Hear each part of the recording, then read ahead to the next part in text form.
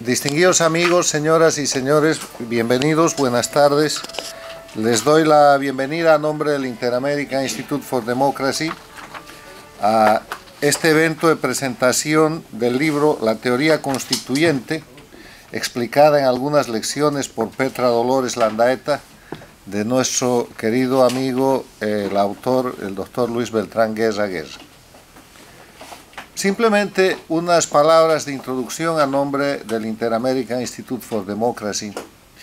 Ustedes saben que esta es una institución sin fines de lucro creada para promover y defender la libertad, la democracia, los derechos humanos y la institucionalidad en las Américas. Una institución que debería estar cumpliendo funciones de educación y de formación de las juventudes latinoamericanas en base a los principios y valores que sustentan la democracia, y que ha tenido que abocarse en lo principal de su esfuerzo en los últimos años a defender la democracia y a denunciar a los destructores de la democracia en América Latina, y a reclamar por la indiferencia de quienes no han sido víctimas de esa destrucción. Estamos hablando de este terrible proceso de expansión del castrismo cubano, la dictadura aislada y única que existía el año 1999, pero que con la llegada de Hugo Chávez, que llevó dinero y llevó petróleo y llevó recursos, tomó el aire para recrear ese sueño que ya había sido derrotado en los 60, el foquismo, el internacionalismo, la expansión de lo que llama la Revolución Cubana, y la convirtieron en Revolución Bolivariana, que asoló América Latina desde inicios del siglo XXI, produciendo al principio la caída de un presidente en la Argentina, después el derrocamiento de un presidente del Ecuador, otro en Bolivia, de nuevo en el Ecuador, hasta llegar en determinado momento a controlar la región, a controlar la Organización de Estados Americanos, pretendiéndole hacer creer a los pueblos de América Latina que ese era un proceso de liberación y de profundización de la democracia, cuando en verdad era todo lo contrario, un proceso de destrucción cuyos resultados estamos viendo 18, 15, 14, 10 años después, dependiendo del país de qué se trate. Eso ha dividido a América en dos Américas: una América democrática, que gracias a Dios es la mayoría, donde se cumplen los elementos esenciales de respeto a los derechos humanos, libertad, división e independencia del poder público, vigencia del Estado de Derecho, elecciones libres y limpias, libertad de organización.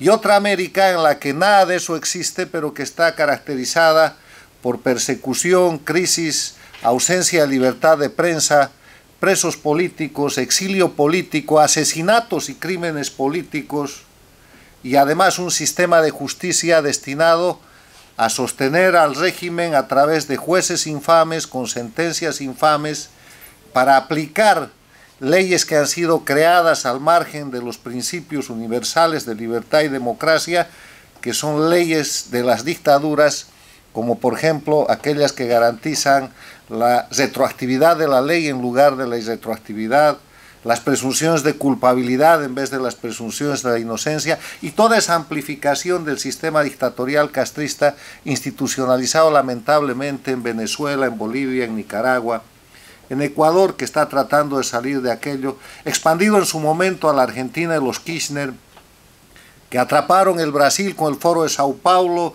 y con Lula y Rousseff, y que coparon los países de Centroamérica y del Caribe, que todavía responden con su voto en la Organización de Estados Americanos a esa corriente, y que llegaron a controlar la OEA en la vergonzosa gestión del secretario Insulza, que ahora está siendo rescatada por la brillante gestión del secretario Almagro.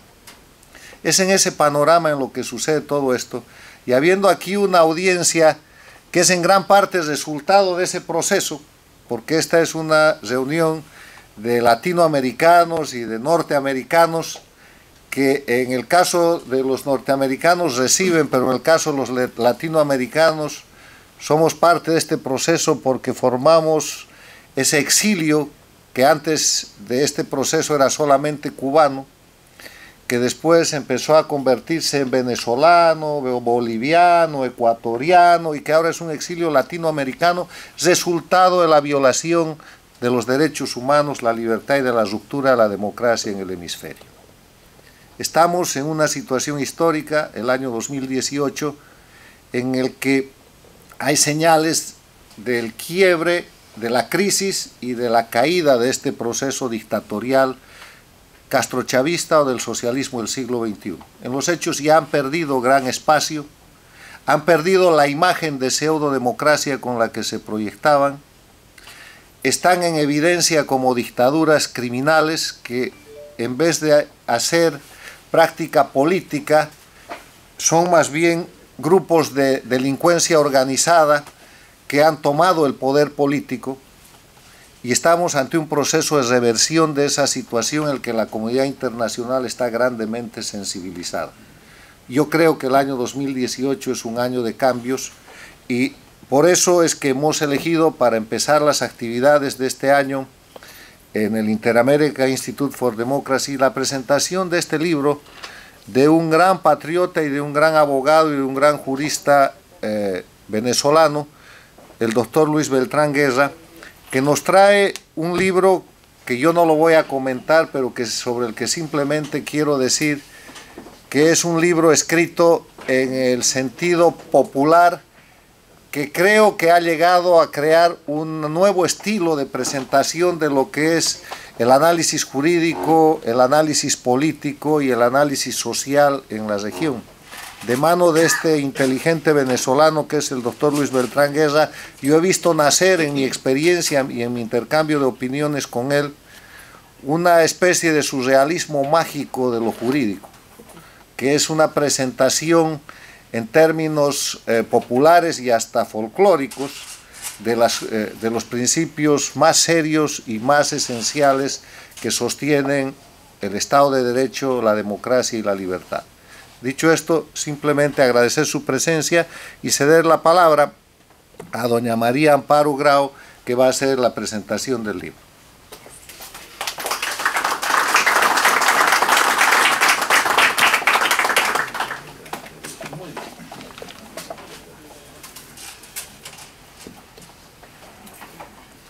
Buenas tardes, buenas noches ya. Agradecida y honrada y con la venia de doña Norma, fuente de inspiración del autor junto con su hermosa familia, paso a hacer la presentación del libro del doctor Luis Beltrán Guerra intitulado La teoría constituyente, explicada en algunas lecciones por Petra Dolores Landaeta. La obra es un ensayo científico y literario, en el que el autor combina conocimiento con sentimientos, expresados estos a través de su personaje ficticio. Luis Beltrán Guerra, doctor en Derecho por la Universidad de Harvard, es un destacado profesor de Derecho Público, nuestro querido maestro de Derecho Administrativo 1, en el tercer año de la carrera de la universidad, en la Universidad Católica Andrés Bello, de lo cual han pasado ya 39 años de ese encuentro que marcó nuestra vocación profesional y académica. A su extraordinaria formación jurídica acompaña su dilatada trayectoria como abogado, su desempeño en la política como ministro de Justicia, antes como Procurador General de la República en el segundo mandato del presidente Carlos Andrés Pérez. Allí, al invitarnos a acompañarle en su gestión, nos mostraba el profesor que al académico lo caracterizaba también un agudo sentido del humor, al señalarnos que si su gestión fracasaba, leeríamos todos en forma conjunta y pública frente a la sede del organismo la renuncia de Andrés Eloy Blanco. Su obra jurídica se complementa ahora con esta inclinación literaria que se manifiesta en una ya prolija serie de ensayos en los que, como este, combina el trato de un tema jurídico, social, filosófico, político, con los comentarios del personaje ficticio. A manera de la ficción histórica, termina el autor, como dijo la persona que me antecedió, creando una particular categoría que el profesor Duque Corredor ha calificado como constitucionalismo literario. El profesor Luis Beltrán Guerra nos plantea en su ensayo la consideración de la teoría constituyente como una tendencia hacia la consolidación de una determinada sociedad plasmada en una Carta Magna. Citando al destacado periodista y escritor Carlos Alberto Montaner, indica que se debe ubicar la tendencia constituyente en medio de las diversas tipologías de desarrollo y alerta que en dar a esa tendencia características de estabilidad que conduzcan a su permanencia, como ocurre en los países democráticos desarrollados, es donde hemos fracasado, pues ella se somete a la mutabilidad de cada quien que nos gobierna. Sostiene el profesor Guerra que teoría y tendencia dependen irremediablemente de las virtudes y vicios de los humanos, y de allí el antagonismo de la Carta Magna con la teoría constituyente y su puesta en ejecución.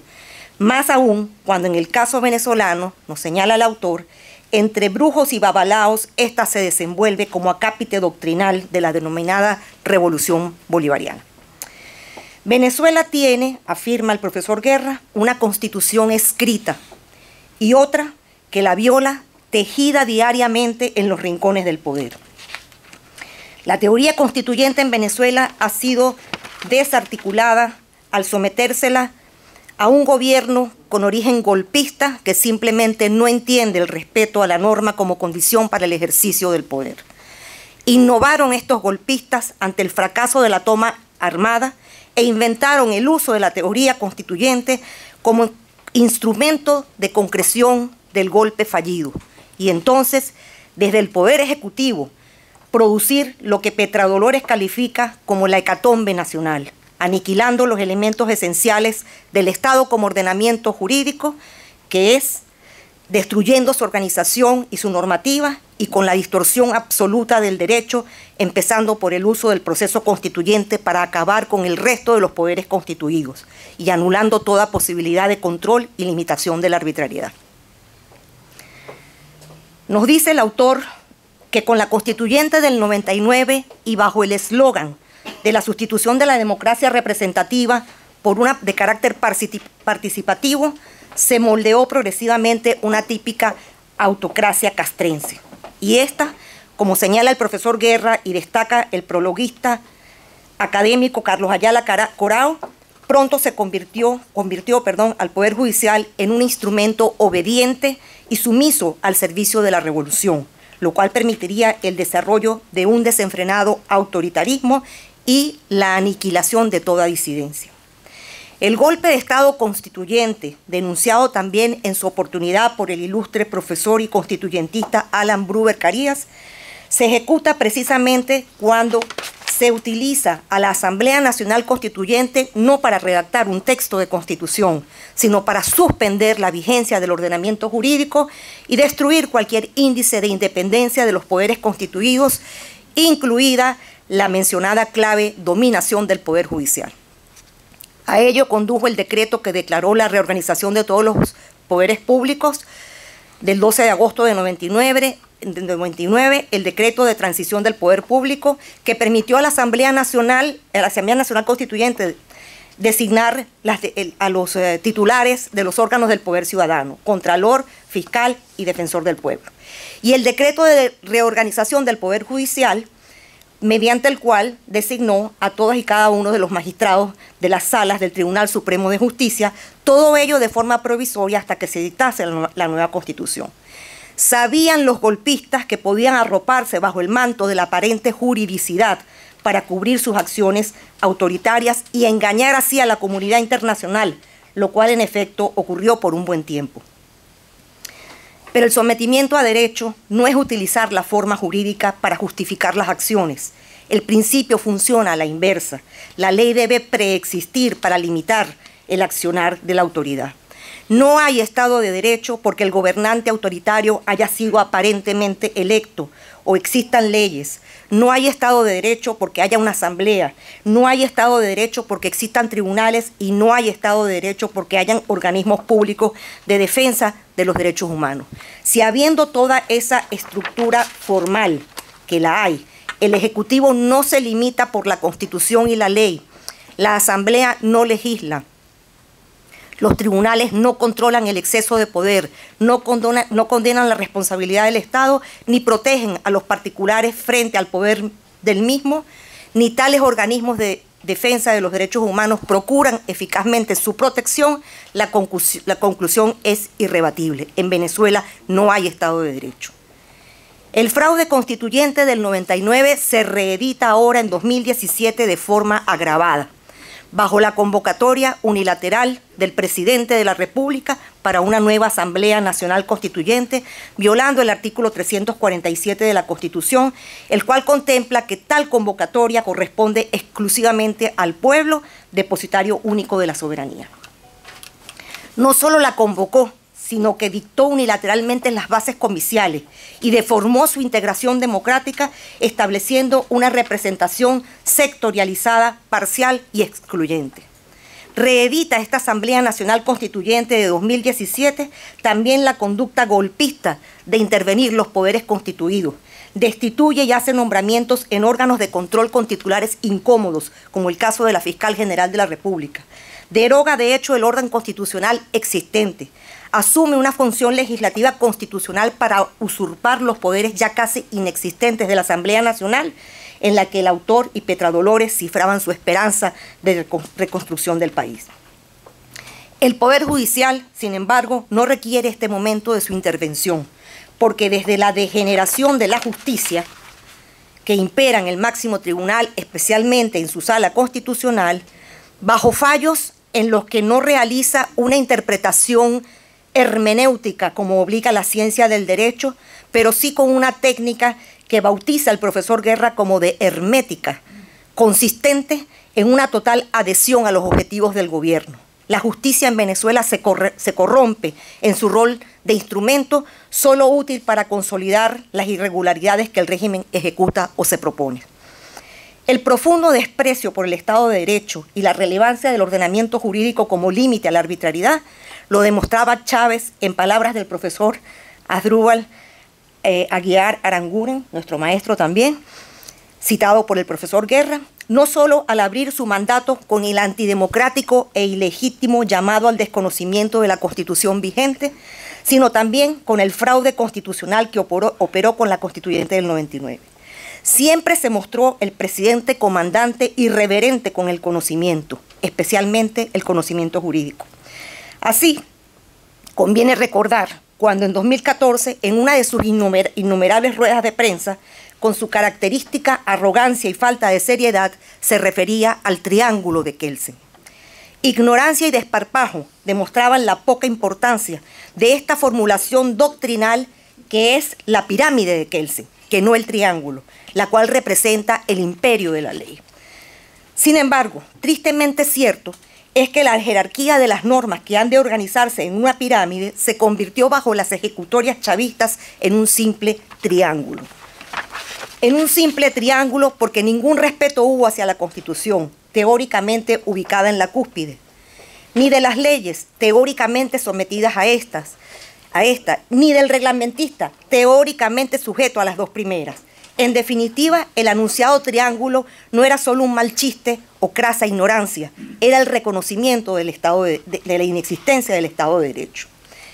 El principio de separación de los poderes, que quedó plasmado en la Constitución del 99, vigente en teoría, al ser esta aprobada, pronto sería castigado de nuevo con el ataque revolucionario. Una de las más graves transgresiones del sistema de ordenación jerarquizada de las normas fue y es precisamente trasladar al presidente la función legislativa.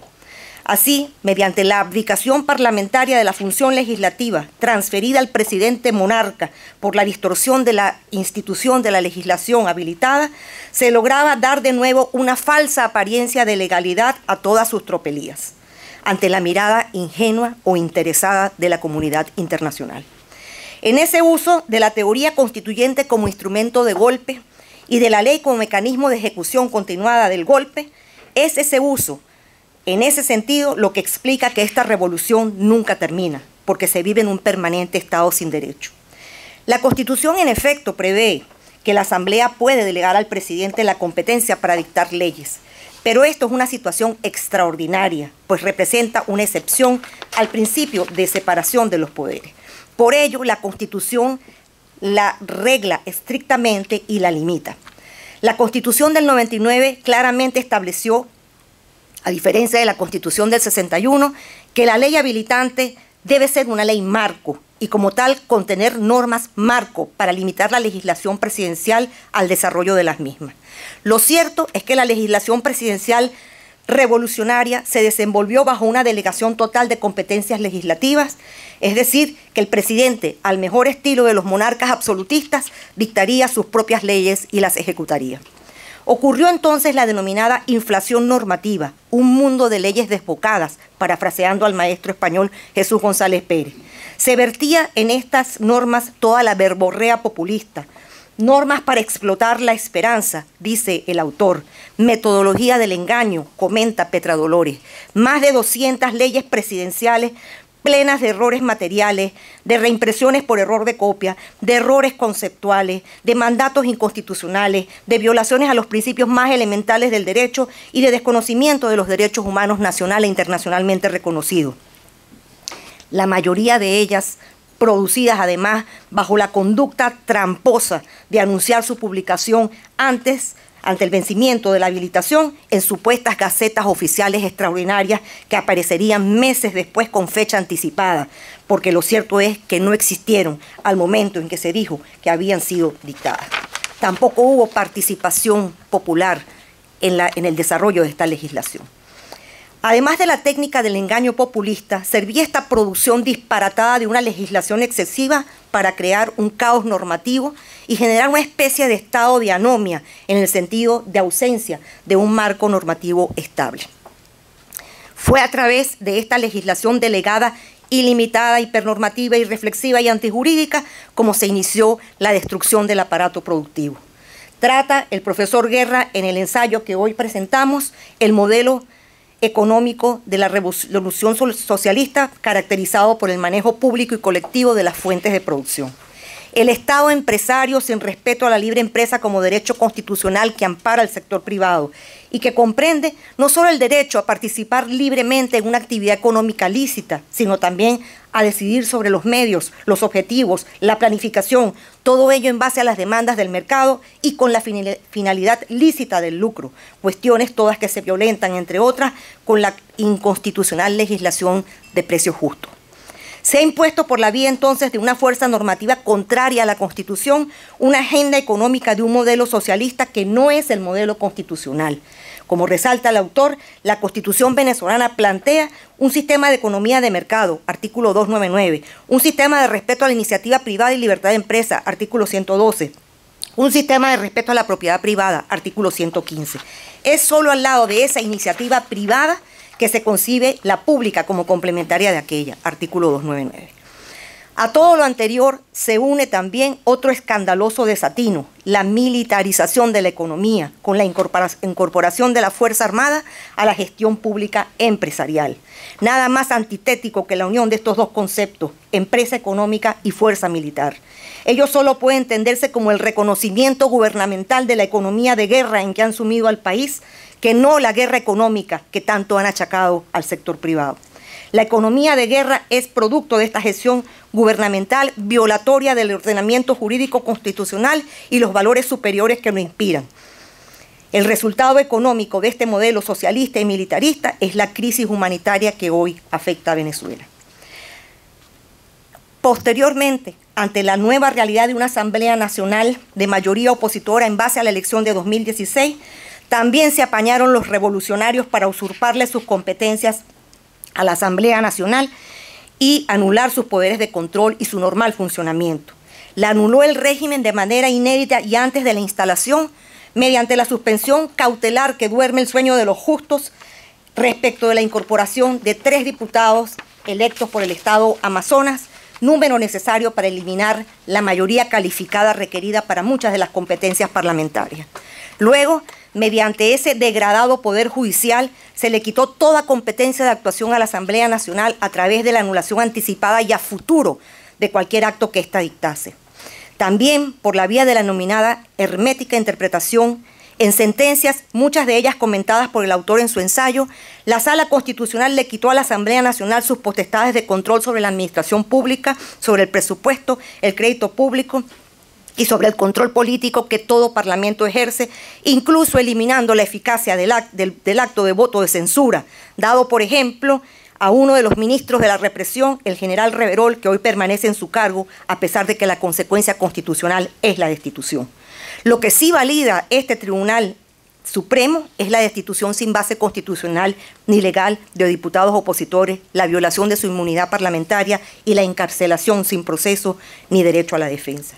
Las leyes se han venido produciendo mediante sentencias que usurpan la función legislativa y usando de nuevo la distorsionada técnica de la legislación presidencial, ahora no con leyes habilitantes, pues se carece de la mayoría oficialista necesaria para dictarlas, sino con decretos de emergencia económica emitidos por el propio presidente de la República, pero omitiendo el requisito constitucional de su aprobación por la Asamblea Nacional mediante sentencia otra vez de interpretación hermética de esta Sala Constitucional con el disparatado argumento de que habría una aprobación tácita a pesar de que existió una negativa expresa del órgano parlamentario.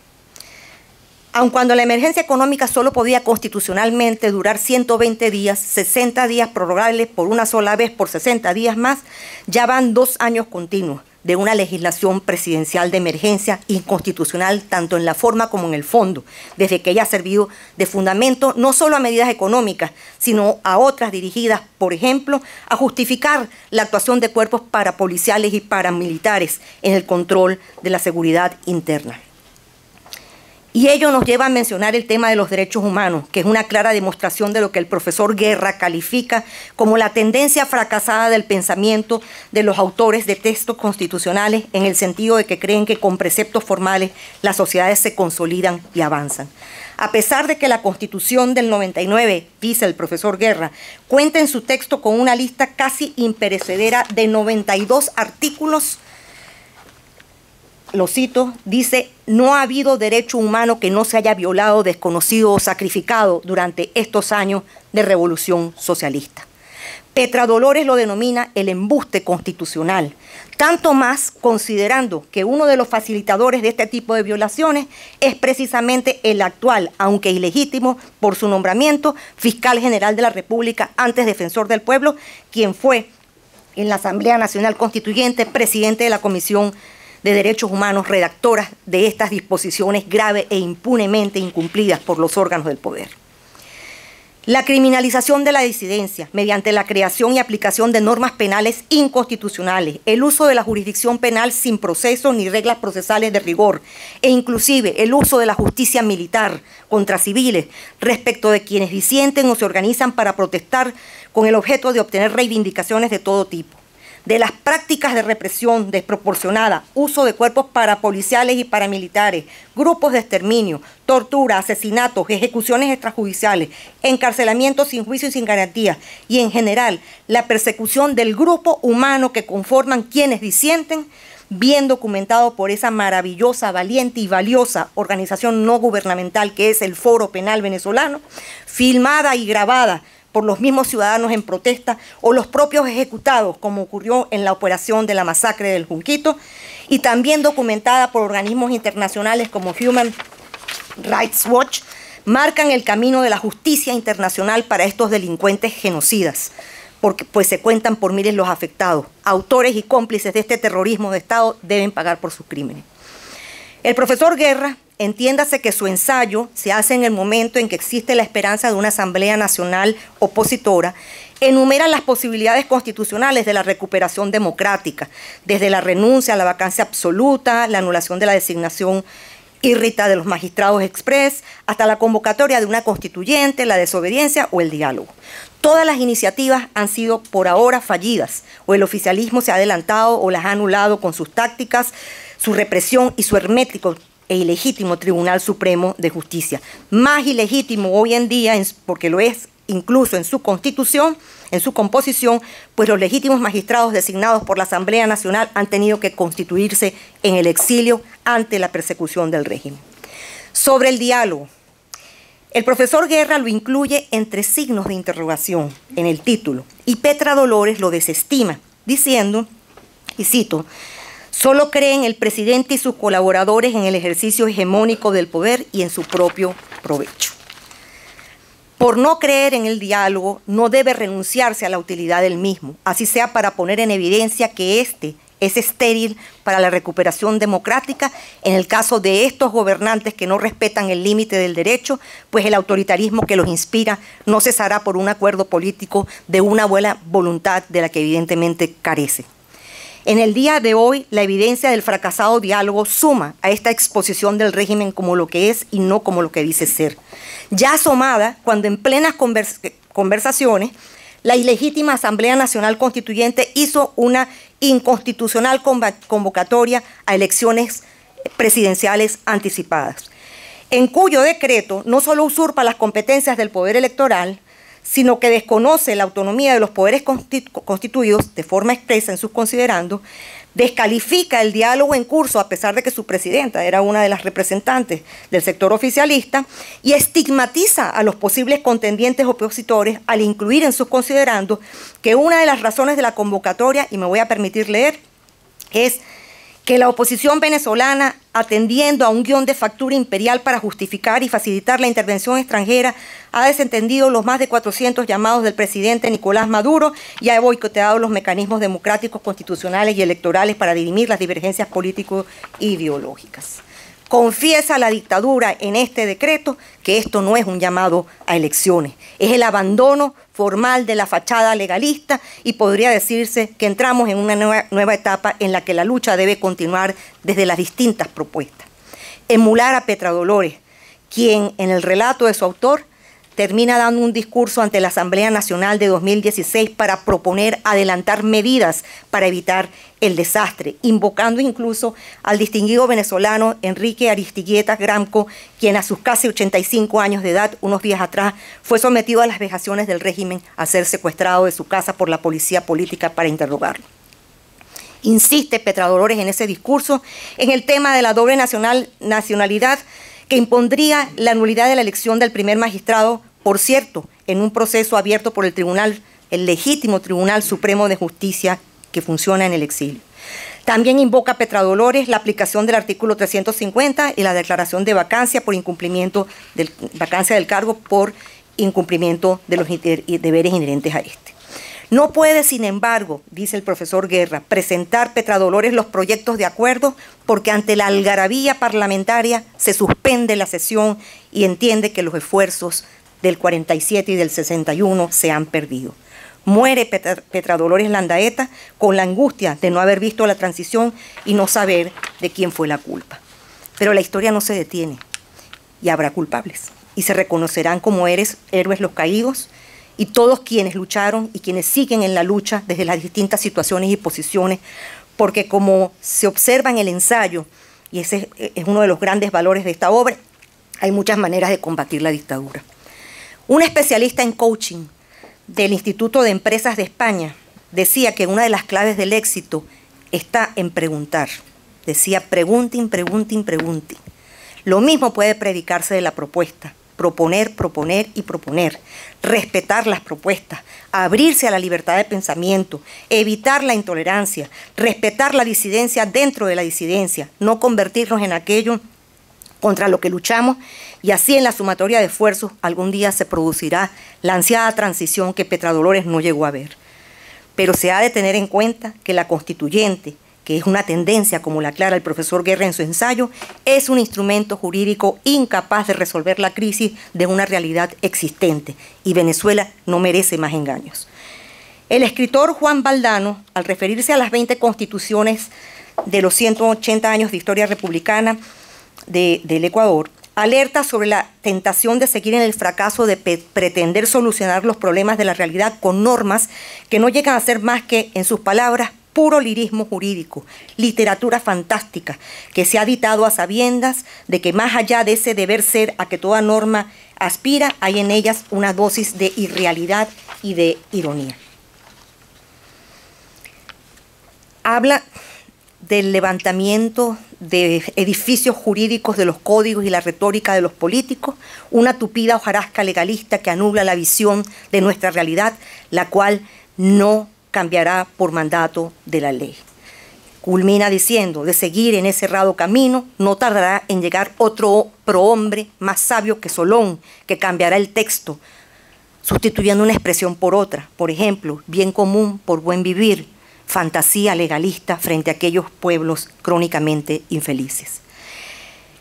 Oportunas también las palabras del prologuista del ensayo, del otro prologuista del ensayo, el profesor Julio Rodríguez Berrizbeitia, en el sentido de que lo que se requiere es que se imponga una nueva ética ciudadana, que empiece a darle significado al esfuerzo colectivo frente a los personajes mesiánicos, al rol que corresponde a cada institución en la sociedad, a la negación de una solidaridad cómplice frente a la violación del Estado de Derecho y a la condenación de la política mal entendida como instrumento de explotación de la esperanza del pueblo. Culmino esta presentación dejando constancia, querido profesor Luis Beltrán Guerra, que por mi parte yo puedo testificar que sí logra usted el cometido de que se lee en el ensayo, de que se entienda perfectamente su preocupación expresada a manera de conclusión.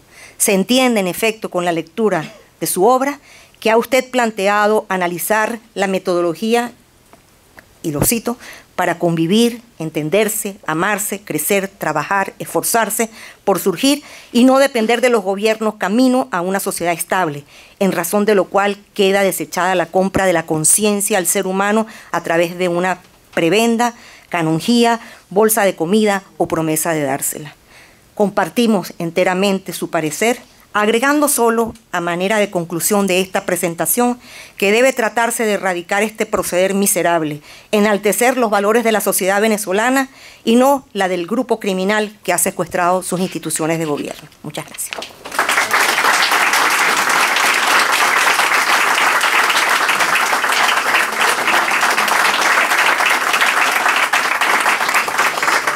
Gracias a doña María Amparo Grau. Quiero dar especial bienvenida a nuestra directora, la doctora Beatriz Rangel, que preside hoy día el evento, y a los miembros del panel que van a hacer los comentarios finales, el doctor Asdrúbal Aguiar, el doctor Miguel Ángel Martín, que es presidente del Tribunal Supremo de Venezuela, el doctor Genaro Mosquera, y los distinguidos miembros de otras instituciones que están aquí presentes.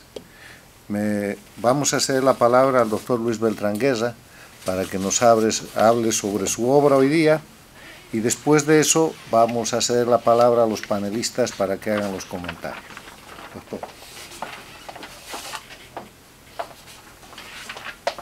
Gracias.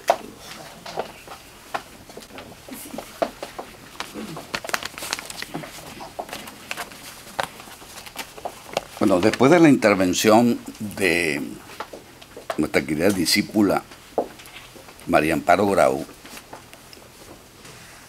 he llegado a la conclusión de que no solamente tuvo justificada su alta calificación cuando yo le di clase, sino que también se leyó completamente el libro.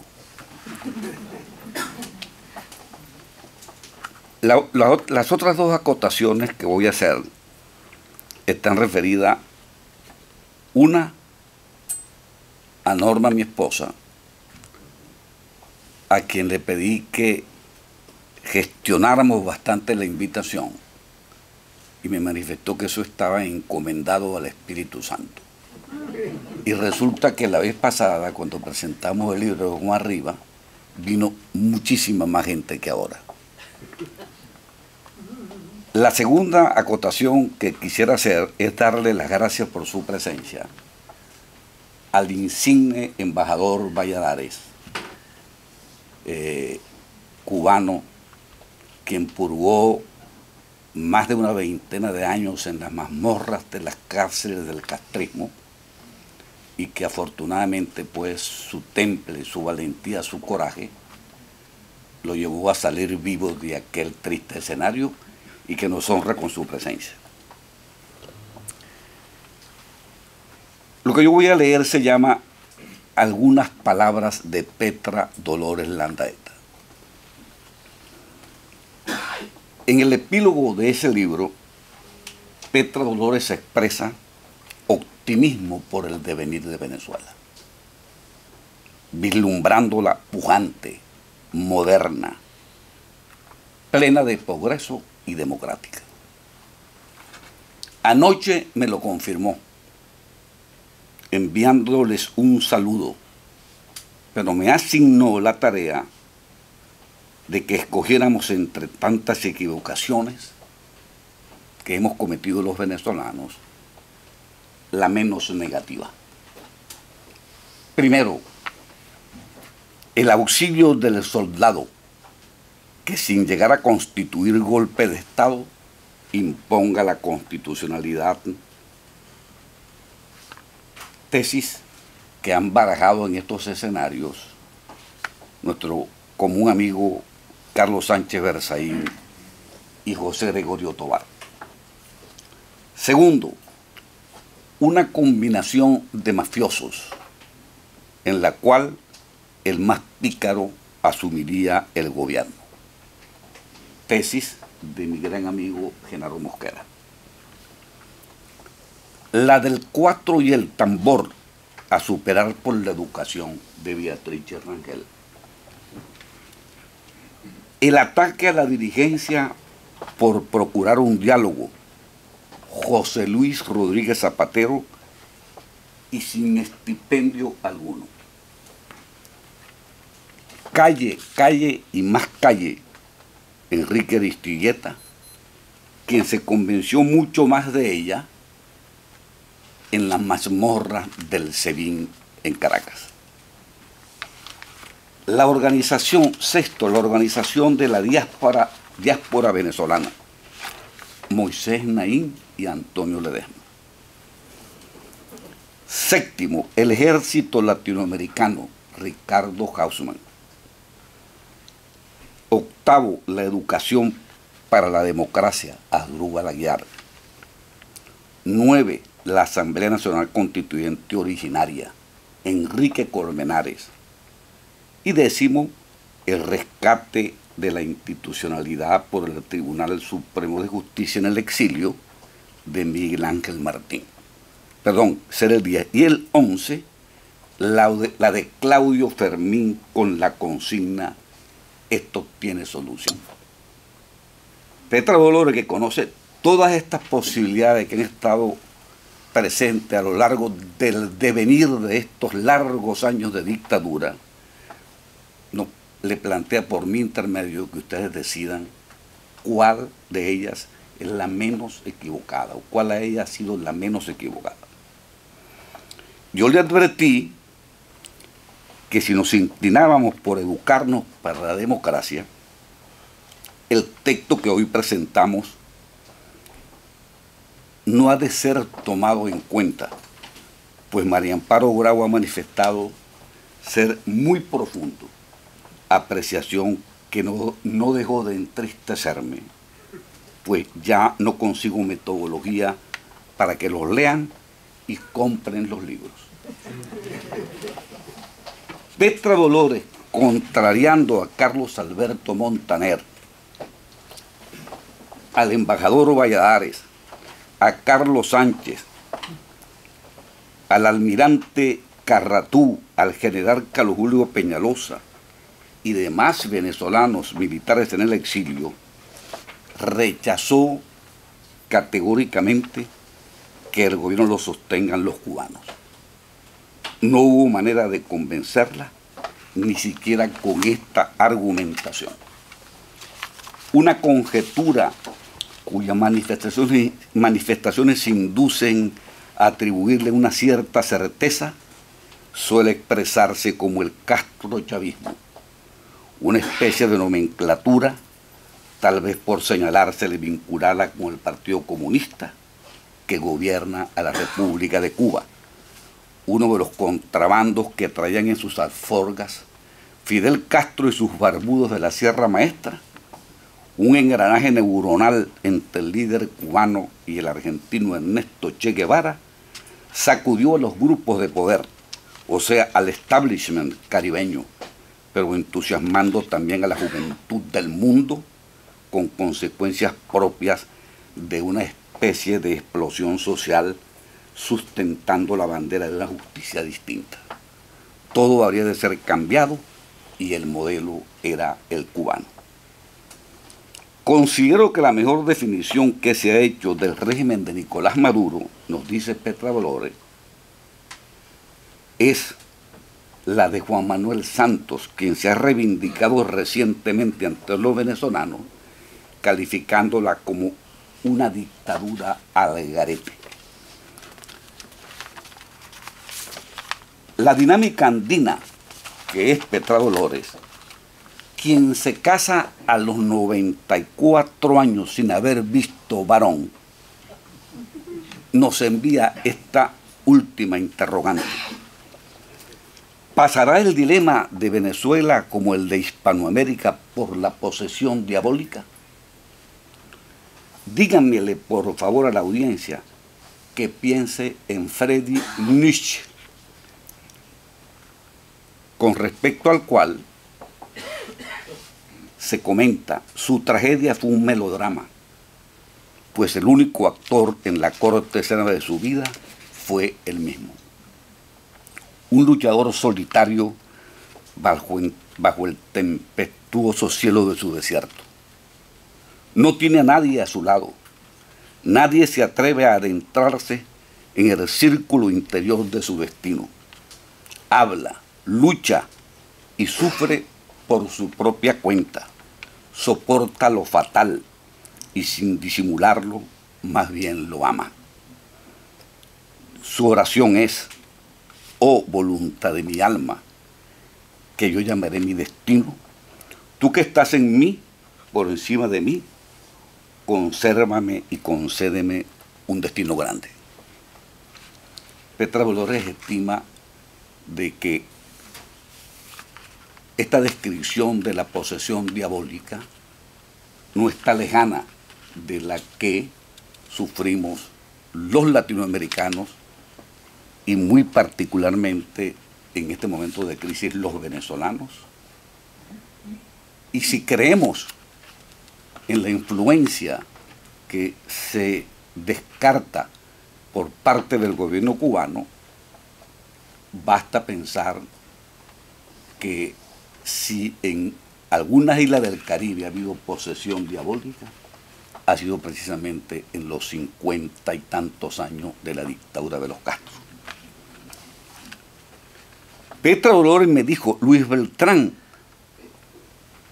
han de responder que sí, pues toda la humanidad es una diablura. Y lo más grave es que muy pocos ángeles coadyuvan para remediar sus males. Entre los últimos, primero, la discriminación de Hitler, que aún no termina. Segundo, la de Trump, cuya consigna América para los americanos lleva implícita el odio por los pobres, negros y latinos. La revolucionaria, con privilegio de los que están con la revolución y no con los que la combaten. El aislamiento político a los disidentes y su familia. La derivada de las crisis financieras, enriqueciendo a los menos y empobreciendo a los muchos. Y sexto, la consecuencial de los derechos humanos formales y su inflación literaria.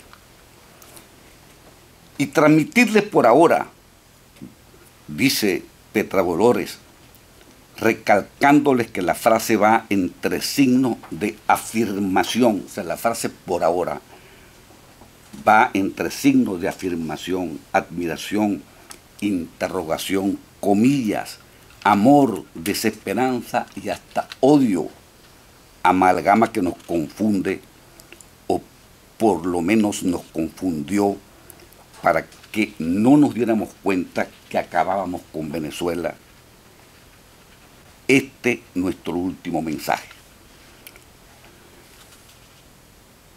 Este es nuestro último mensaje de Petra Bolor, es no perder la fe y que recen con San Juan de la Cruz.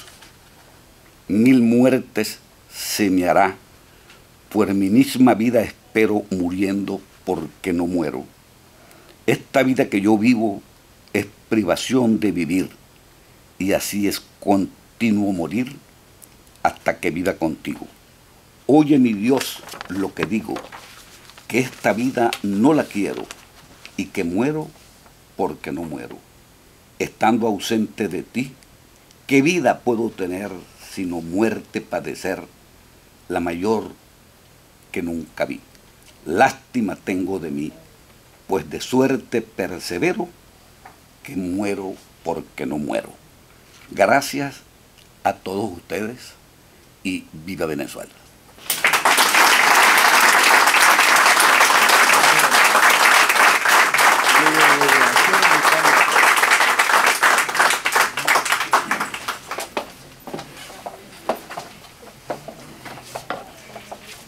Me permito invitar a don Genaro Mosquera para que haga los primeros comentarios. No sé si quieren hacerlos ahí en la mesa o quieren pasar aquí.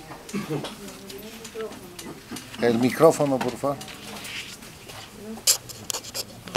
Esto no llega. Va a tener que ser aquí. Algo ha pasado, se ha llegado el micrófono.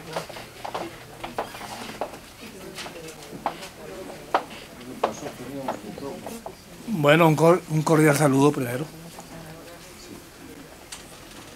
Lo que se ha dicho de una presentación que va mucho más allá del amplio contenido de esta obra y las palabras que Luis Beltrán pone en manos de terceros que uno se confunde si son de él o son de terceros de verdad, lo deja uno casi sin argumentos para comentar en profundidad la obra.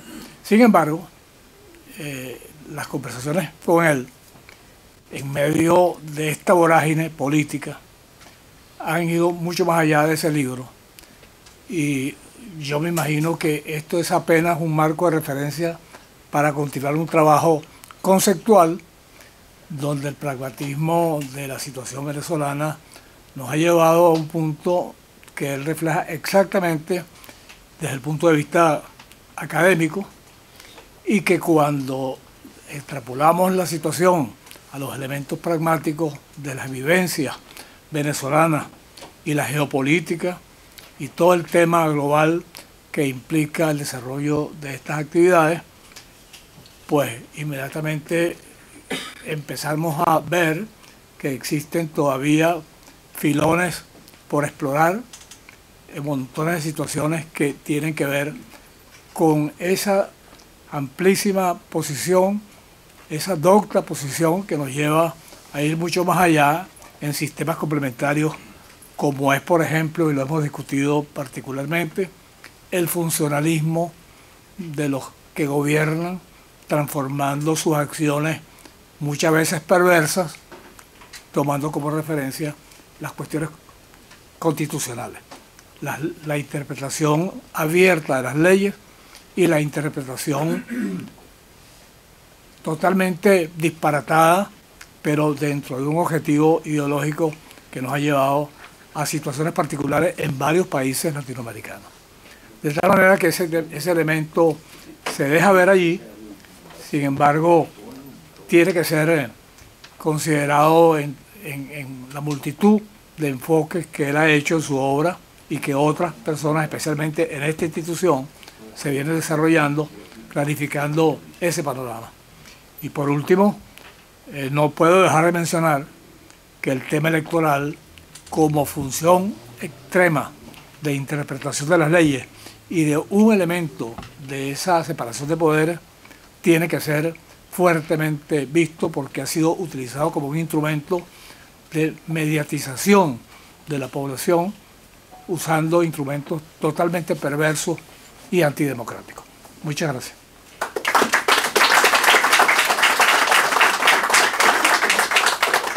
Doctor Asdrúbal Aguiar, háganos el honor de hacer uso de la palabra.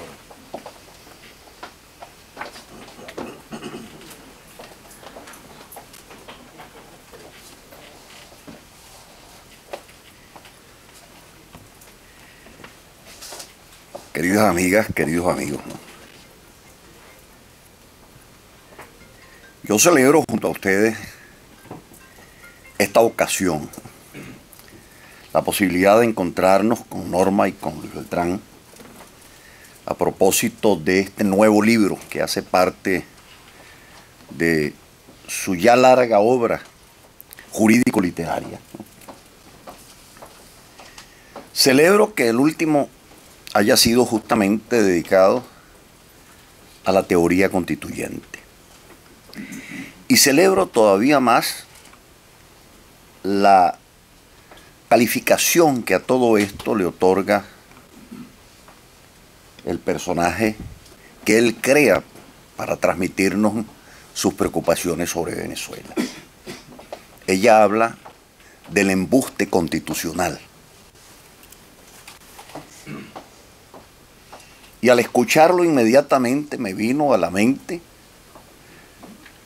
la obra de Octavio Paz, que habla de la mentira constitucional. Ese choque y esa dualidad entre el mundo de la legalidad y la realidad ilegal que se legaliza. Y me viene también a la mente una obra que pasó hace algunos años por mis manos, escrita por un jurista de alto vuelo como lo fuera Piero Calamandrei. Quienes han pasado por las escuelas de derecho saben a quién me refiero, pero que está dedicada fundamentalmente a la descripción de lo que él sufrió bajo el totalitarismo italiano. Y él titulaba su obra Il regime della menzogna, el régimen de la mentira. Él se refería justamente a ese tipo de sistemas que no llegan por la vía de una ruptura revolucionaria, sino que a través de los mecanismos constitucionales se instalan justamente para crear una forma de vida y una fisiología de gobierno que se mueve permanentemente sobre los linderos de la legalidad y la ilegalidad, pero de forma deliberada. De forma deliberada, ¿por qué? Porque necesitan dividir a quienes están adentro de quienes están afuera. Y por eso se dice, dentro de la revolución todo, fuera de la revolución nada. Dentro del fascismo todo, fuera del fascismo nada. Dentro del fascismo o dentro de la revolución es la ilegalidad como fisiología de gobierno. Y todo se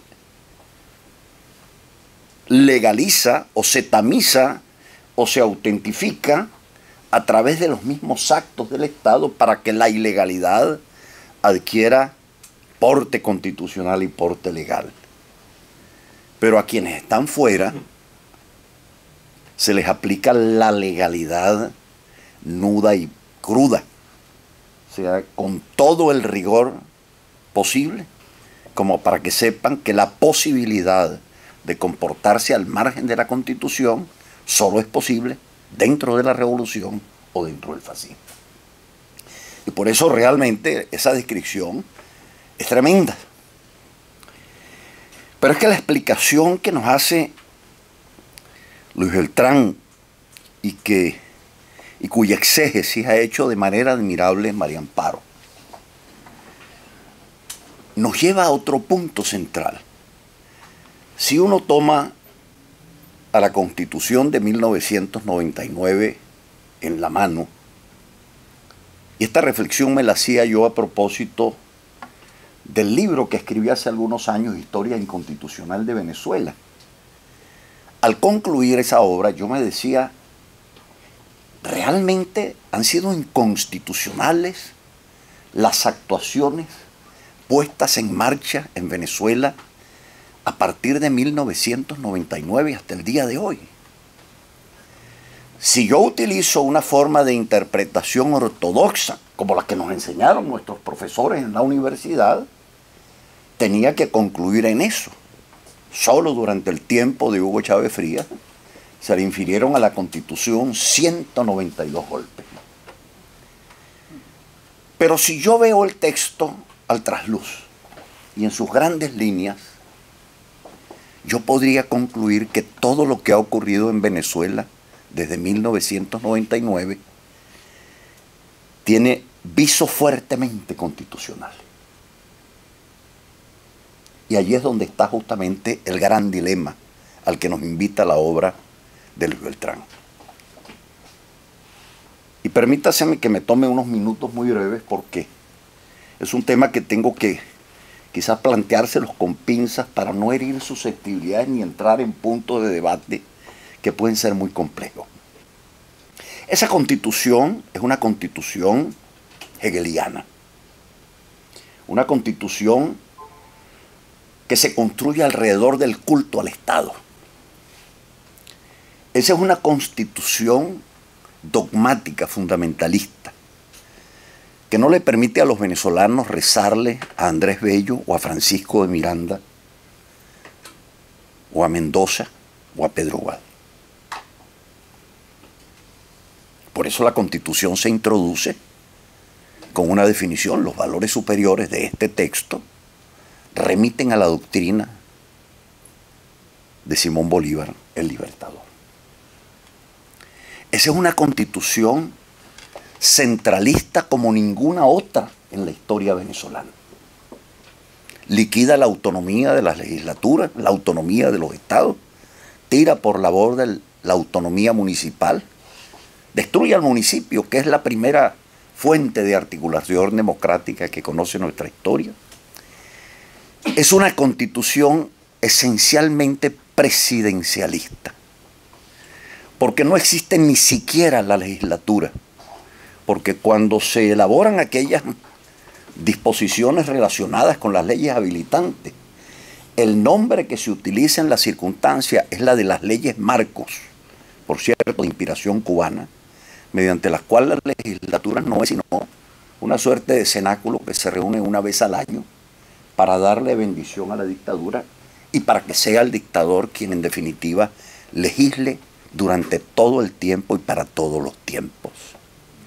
Y es una constitución militarista, porque crea un capítulo de seguridad nacional en donde, al definir lo que es seguridad nacional y confiarle a la Fuerza Armada la responsabilidad de servirle de fundamento y cimiento a esa estructura, cabe dentro de esa definición hasta el modo de caminar de los venezolanos.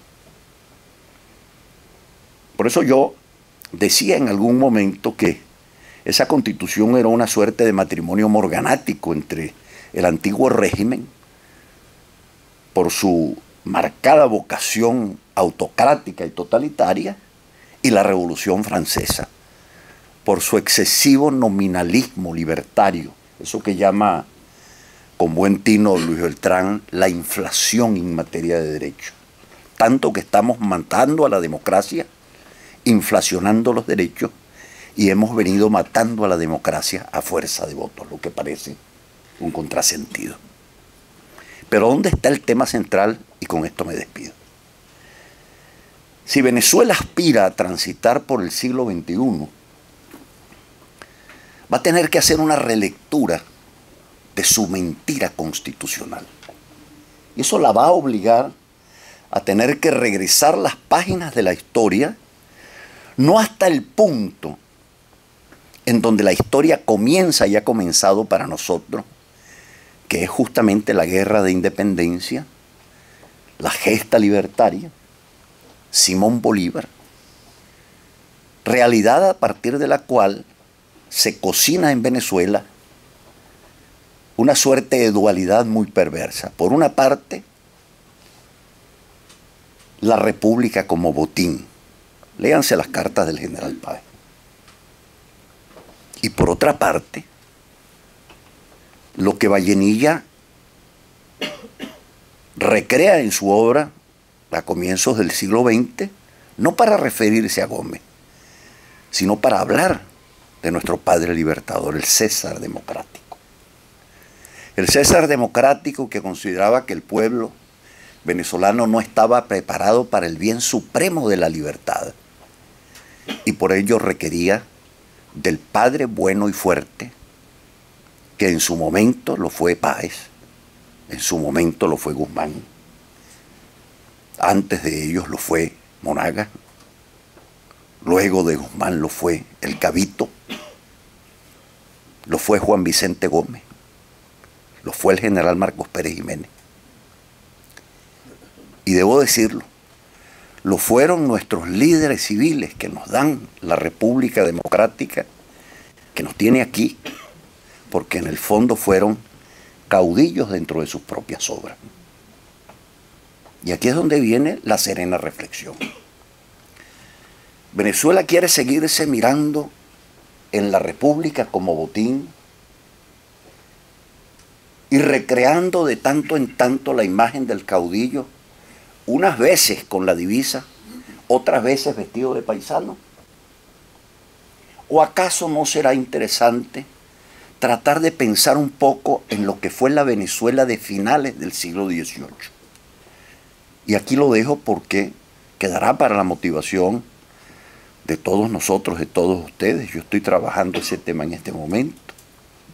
Pedro Grases decía, qué cosa tan extraordinaria. No hubiese sido posible 1810 y 1811 si no se hubiese dado la coincidencia de dos hechos centrales. Nace a finales del siglo XVIII la Real y Pontificia Universidad de Santa Rosa de Lima y de Tomás de Aquino, conocida hoy como Universidad Central de Venezuela. Pero nacen en ese periodo Francisco de Miranda, Cristóbal Mendoza, José María Vargas. No menciono a Francisco Javier Llanes porque aun cuando egresa de esa universidad, por cierto, de origen cubano, presidente de nuestro primer congreso del 811 y del congreso del 830. En ese tiempo nace Juan Germán Rocio. Esos son los ilustrados que dibujan a Venezuela en 1830. Y fueron los ilustrados que fueron mandados al desván por la historia, porque se consideraba que la historia nuestra tendría que quedar secularmente en manos de un hombre a caballo. Así que yo celebro la invitación al tema constituyente. Celebro la invitación al debate sobre esto, sin complejo, porque allí sí tengo una pequeña discrepancia con sus matices con Luis Beltrán. Venezuela ha tenido 26 constituciones. Eso es una verdad nominal también. Venezuela no ha tenido más allá de 5 a 6 constituciones. Las enmiendas a la Constitución norteamericana superan al número de constituciones que se ha dado Venezuela formalmente, pero con una particularidad. A todos los que ejercen la presidencia les encanta firmar su constitución. Entonces, cuando se trataban de pequeñas enmiendas para cambiar, que fue lo que se hizo siempre, el gran debate era aumentar o reducir el periodo constitucional. Me elijo, me reelijo, continúo o no continúo en el poder. No otro era el motivo de ese conjunto de reformas. Pero Venezuela tiene apenas 4 grandes constituciones, la de 1811 que no duró, pero hablemos de las que duraron, la de 1830, una constitución centrofederal, democrática, de corte liberal, de desconcentración del poder, de elección de las autoridades, fundamentada en el sistema de derechos humanos. La Constitución suiza, que dura 864, la del 881 que recoge de nuevo, bajo el nombre de federalismo, recoge simplemente y centraliza el federalismo, y la Constitución de 1961, que son las que han tenido paradójicamente mayor duración en nuestra historia. Pero en el fondo, en unas y otras, lo que ha trasegado siempre es esa tragedia que no hemos podido quitárnoslas como mácula genética, mirando nuestros orígenes, diagnosticando el presente y mirando el porvenir. El mito del Dorado, el país como botín y la invocación permanente al gendarme necesario, al César democrático, al hombre a caballo. Por eso es que el hombre a caballo, en definitiva, dice, como decían los viejos españoles, la ley se acata, pero no se cumple, se la ponían en la cabeza antes de comenzar a violarla. Así que felicitaciones, Luis Beltrán, por esa iniciativa y por cierto, debo señalar un último elemento que no es ocioso tenerlo muy presente. Venezuela, cuando revisa su historia y dice, bueno, ¿qué pasó en el siglo XX? Nuestras tragedias del siglo XIX. Uno tenía que acudir fundamentalmente a las memorias de un venezolano de la decadencia o a las obras de los primeros días de Cipriano Castro, de Mariano Picón. Me quedo impresionado el volumen de libros que se ha publicado sobre Venezuela en el curso de esta crisis de 17 años. O sea, por más que se hayan empeñado los actores del gobierno en reescribir la historia, resulta que el volumen de obras y de textos que se han publicado señalando caminos, fijando críticas, tratando de orientarnos, es realmente admirable y de eso tenemos realmente nosotros que contentarnos. Así que celebro con ustedes esta reunión. Sí, gracias.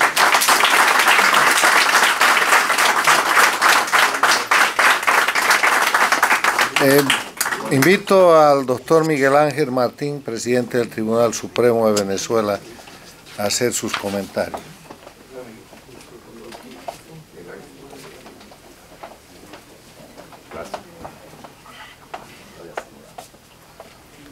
Hola, buenas noches. Bueno, la verdad que hablar de derecho constitucional en los tiempos que vive nuestro país es un gran ejercicio de patriotismo, ¿no? La forma en cómo dibuja el profesor Luis Beltrán el derecho constitucional y lo que ha ocurrido en Venezuela es a través de lo que se llama la literatura mágica, nos invita a hacer una revisión.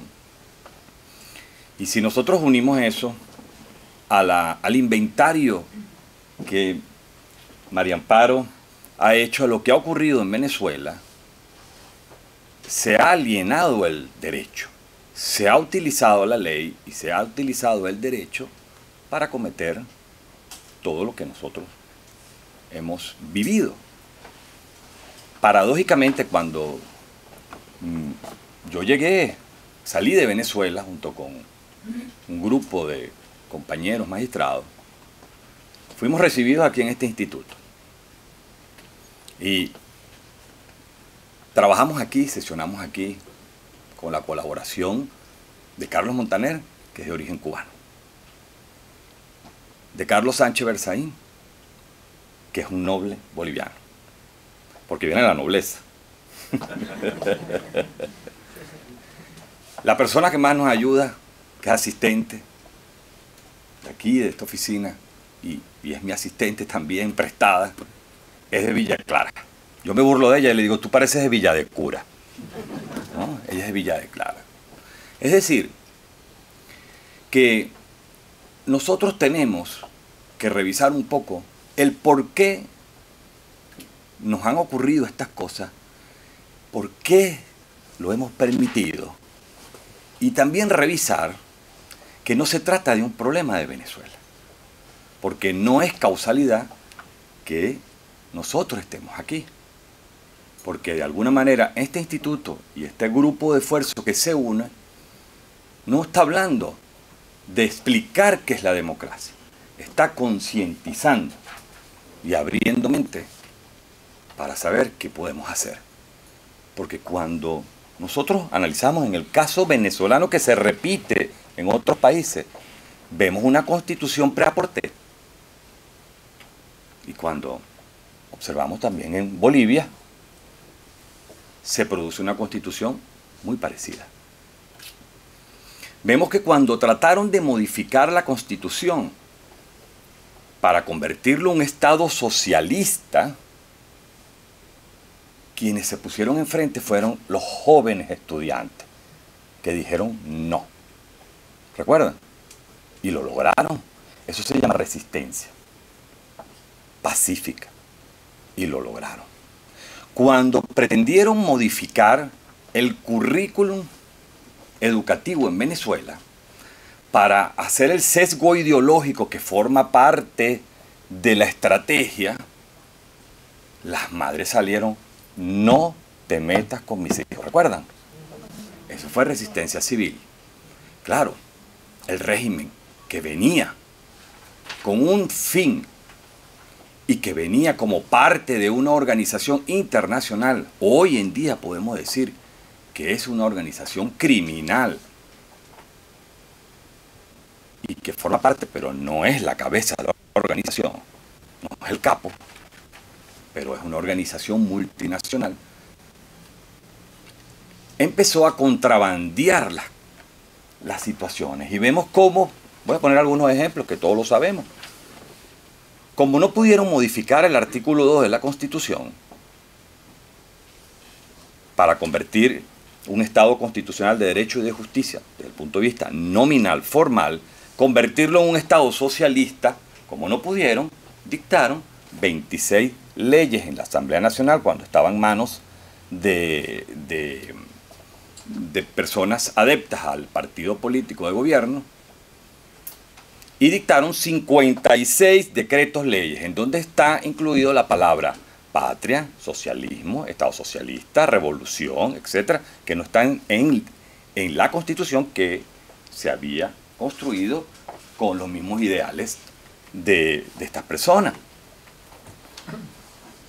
Y comenzaron a alienar la ley y a crear un contrabando legal. Cuando hablamos del sesgo ideológico, ellos no pudieron cambiar el modelo curricular, pero lo hicieron con las llamadas colección bicentenaria. Si ustedes revisan los libros de la colección bicentenaria, cambiaron en los libros de historia, la historia venezolana, cambiaron hasta la educación sexual de los jóvenes, hasta la formación cívica de los jóvenes, creando mitos, y lo repartieron en el 80% de la población estudiantil, en todos los barrios, en toda la... Y lo hicieron frente a nosotros. Lo hicieron frente a nosotros. Cuando vemos este inventario de María Amparo y vemos esta forma de revisar el derecho constitucional, encontramos que se está escribiendo el libro negro de la justicia roja. Ese es lo que nos permite a nosotros revisar qué debemos hacer, qué podemos hacer, no autoflagelarnos. Cuando nosotros decidimos integrar un tribunal y un compañero mío de promoción me llamó y me dijo: tú estás loco, ¿qué estás haciendo? Yo le digo: no, pero primero no soy yo, somos un compañero de magistrado, pero ¿cómo vas a constituir un tribunal fuera del país? Y yo le dije: si tú quieres quedarte con el presidente que está allá, Michael Moreno, esa es tu decisión. En cambio, el grupo de magistrados que están aquí decidió cumplir con los principios que están en la Constitución, y en los cuales a lo mejor no podemos decidir el cobro de una letra de cambio, ni un cheque, ni un pagaré, ni la inquisición de una paternidad, ni el reconocimiento ni el desconocimiento de una filiación. No, tenemos esas limitaciones, por supuesto. Pero sí podemos, como hemos hecho, y como estamos haciendo y como seguiremos haciendo, estableciendo un piso jurídico para lograr las soluciones en Venezuela.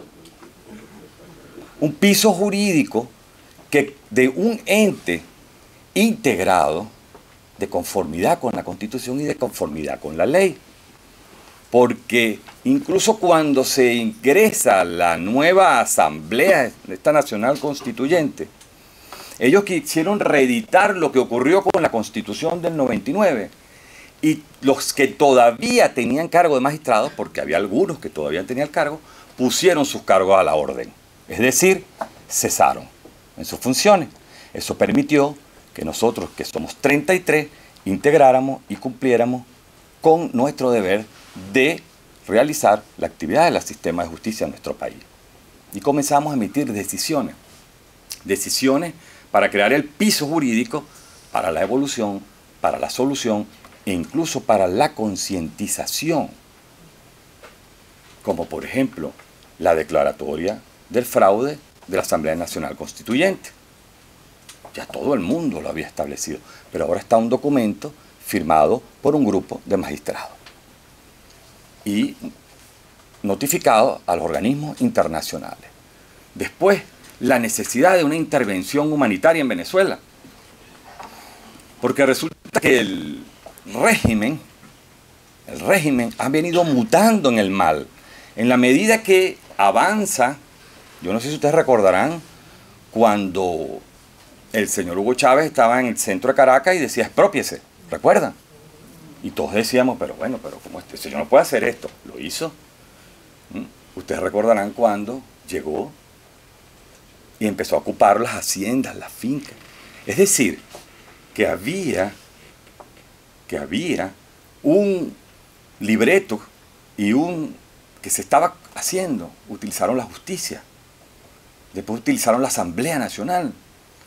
Es decir, han utilizado todas las armas y nosotros hemos procedido de conformidad con la Constitución, con la ley, como demócratas, y así debemos seguir precisamente utilizando la figura de la resistencia civil. Pero quizás yo quiero aprovechar este mensaje, quiero aprovechar esta oportunidad, porque es que tengo muchos venezolanos aquí insignes. Los venezolanos, la coalición, los entes internacionales, los países del mundo distinto a Venezuela, ya saben lo que está pasando en Venezuela. En Venezuela hay una crisis humanitaria producida por un genocidio. Y está ocurriendo. Pero la coalición internacional o los entes internacionales piden que los venezolanos hagan una verdadera alianza. Hagan una verdadera alianza. Hagan una voz. Y después nosotros poder corregir todos y cada uno de los males que se ha venido presentando. Tenemos ese potencial. Y repito, no es un problema solo de Venezuela, es un problema de la región. Creo que esta es una gran oportunidad, este trabajo del profesor, para revisar no solo la ley desde el punto de vista formal, sino cómo se ha utilizado la ley, alienado la ley para crear mal, para crear un control político que lo han logrado, pero que también se han encontrado con una resistencia de todos y cada uno de los ciudadanos venezolanos y ahora con el apoyo de los escenarios internacionales. Bueno, gracias por esta oportunidad.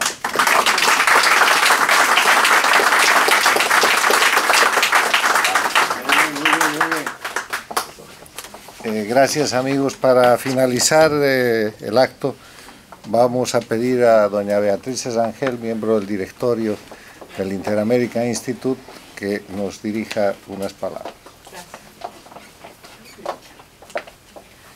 Bueno, buenas noches. Les prometo que sí, verdad que voy a ser breve. Carlos, 1.000.000 de gracias por haber escogido este acto para iniciar formalmente el calendario de actividades del Instituto. Creo que el viacrucis venezolano va a servir para redimir a América Latina. Y es por eso que todo lo que se ha publicado y todo lo que se dice al final va a servir para construir una nueva historia. Yo a Luis Beltrán Guerra lo admiro profundamente desde hace muchísimos años, porque ha sido, o sea, mi vida siempre transcurrió como la de la familia Buendía, donde había un hermano que leía y descifraba los pergaminos y el otro que los quemaba. Entonces, a mí siempre me gustó leerlos para después quemarlos, porque siempre pensé que en América Latina tenemos un problema estructural profundo y por eso es que no hemos podido vencer a la barbarie y tenemos pausas de civilización que terminan regresando a la barbarie. Y no es Venezuela es el caso extremo, pero ninguno de los países está inoculado contra eso. Y lo de Venezuela, esta tragedia tan espantosa, donde yo creo que casi que el 10% de la población va a salir profundamente afectado desde el punto de vista de su salud y de su vida, va a servir para que los latinoamericanos finalmente se sienten y digan, tenemos que hacer lo que decía doña Petra Dolores, que yo la nombraría el juglar de la historia latinoamericana, porque al final de la tarde, ella qué es lo que nos dice con cada uno de sus mensajes que nos leyó Luis Beltrán, que estamos montados sobre un edificios que no son estables. Es decir, las instituciones que hemos creado los latinoamericanos no tienen posibilidad de garantizarnos lo que queremos, que es seguridad y estabilidad para poder nosotros construir la riqueza. Entonces, el problema reside, y yo me encantó lo que hizo María Amparo Grau, porque nos retrató cómo, no importa qué tipo de sistema jurídico tengas, no importa qué tipo de constitución tengas, cuando viene un grupo y captura el poder y tiene una ideología y tiene un proyecto, lo ejecuta, no importa cuál es el marco legal. Y eso en América Latina ocurre con demasiada frecuencia. Después, yo sí creo que lo de Luis Beltrán fue su recuento de todo lo que ha sido la teoría del constitucionalismo en Venezuela.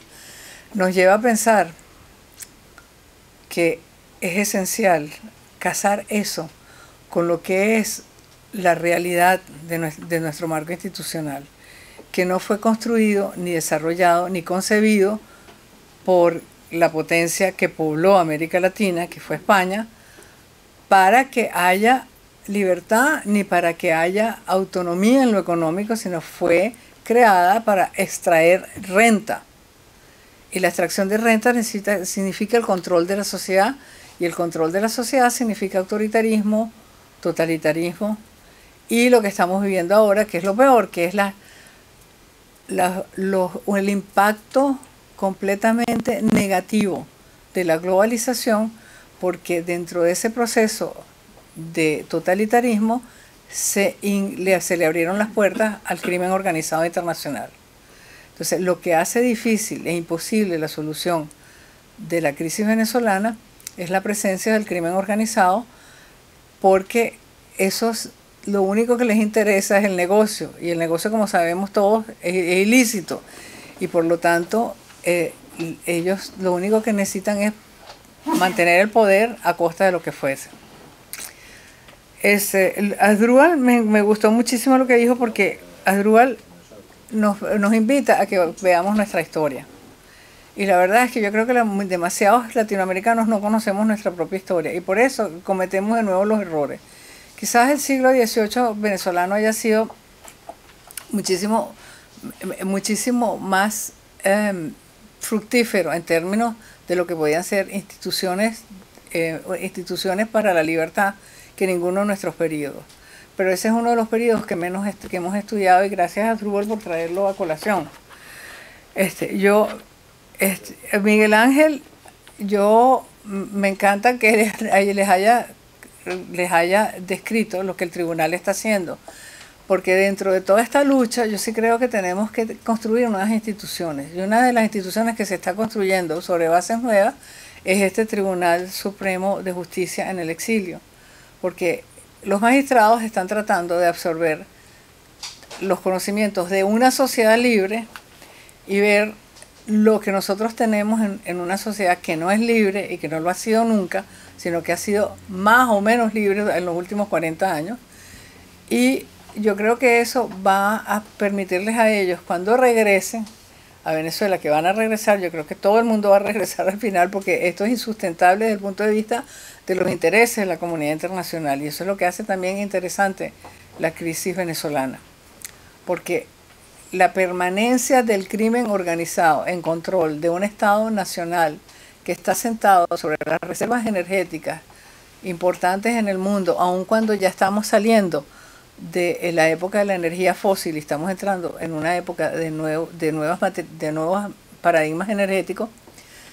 De todas maneras, para la transición se van a necesitar las energías fósiles, y el país que tiene 1/3 de las energías fósiles del mundo no puede estar perpetuamente tomado por el crimen organizado sin que la comunidad internacional haga algo. y lo va a hacer.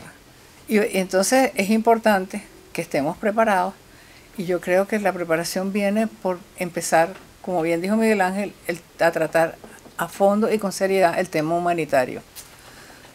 Porque lo que está ocurriendo en Venezuela es que por primera vez en el mundo unas políticas públicas están generando, aquí no hubo una crisis de identidad o de tribalismo como ha habido en África, donde de repente una tribu se va contra la otra y matan 300.000 personas. Aquí no ha habido una crisis de identidad, aquí no ha habido una crisis nacional, aquí lo que hay es unas políticas públicas destinadas a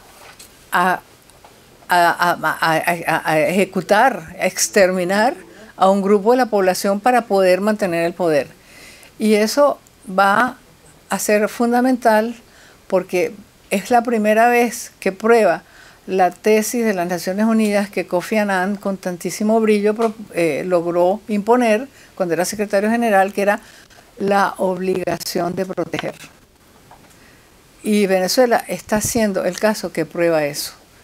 Entonces yo diría que ha sido muy feliz la ocurrencia de nuestro director Carlos Sánchez Berzaín de reunirnos alrededor de un libro que nos trae luces, como la de Luz Beltrán Guerra, pero también nos obliga a pensar en esos destellos de luz que pueden venir hacia Venezuela, pero que puedan servir para irradiar en toda la región. Y pensar cada uno de nosotros cuál va a ser el granito de arena que esa realidad nos va a pedir y tenerlo listo para aportarlo con generosidad y sin protagonismos. Muchas gracias.